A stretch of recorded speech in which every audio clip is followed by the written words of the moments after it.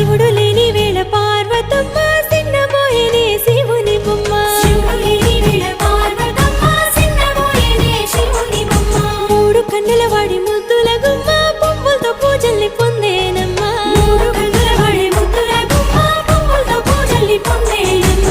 గౌరమ్మే బతుకమ్మై ఎత్తుకొని వచ్చనే నెత్తిపై మేఘాలు ఏడేడు సంద్రాల ఎదరు పొంగిన నీళ్లు